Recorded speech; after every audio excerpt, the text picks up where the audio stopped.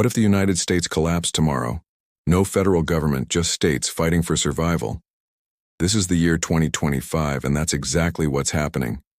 Every military base, every port, every airfield, it all belongs to the state where it sits. National Guard, police, even the Coast Guard, now answer to their governors. At first, there are calls for alliances, but some states move fast. They know whoever seizes the most fuel, food, and factories will decide America's future. So the clashes begin. On the West Coast, California, Oregon, and Washington form a powerhouse. They have aircraft carriers, Trident submarines, and thousands of troops. But there's a catch: oil. California's mighty Navy is useless without fuel, and Texas pumps over 10 times as much. Down south, a new confederacy is born. Texas, Florida, the Carolinas, and others unite. They have the country's largest National Guard, B-1 bombers, and the world's biggest naval base at Norfolk. Plus, all that oil. On paper, they look unstoppable. But don't count out the Midwest.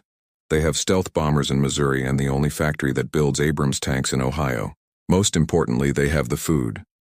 The Midwest can't field the biggest army, but it can feed one forever. The Northeast has the famous 10th Mountain Division and F-35s, but with almost no oil or farmland, their only hope is to dig in and defend their cities. Within a week, the battle lines are drawn. The country splits into 4 megablocks: the West Coast Federation, the Southern Coalition, the Midwest Union, and the Northeast Alliance. The first shots are fired. The South quickly seizes Maryland and D.C. and the Great Plains. Texas armor slams into Midwest defenders, turning Kansas into a brutal tank graveyard. In the deserts of the Southwest, California's Marines clash with Texan forces, fighting block by block for control of cities like Albuquerque. The war stalls into a bloody stalemate across multiple fronts. After months of grinding warfare, it's not about who has the most tanks, but who can keep them running. The South has the oil, the Midwest has the food, and the West has the high-tech supplying its allies with advanced drones and cyber weapons. So, who wins? There are 2 possibilities. In the first scenario, the South's control of fuel is decisive.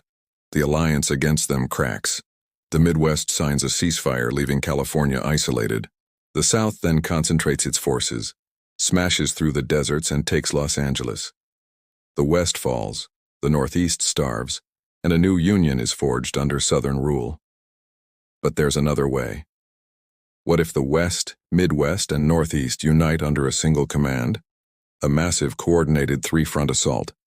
Midwestern tanks push south, West Coast Marines strike from the west, and special forces hit the Gulf refineries. If the South's fuel supply goes up in flames, their armies grind to a halt. Surrounded and out of gas, their strongholds fall one by one. Either way, the old United States is gone. The victory isn't parades and celebration. It's ration cards, blackouts, and a nation left in ruins. So, who do you think would come out on top? Let me know your thoughts in the comments.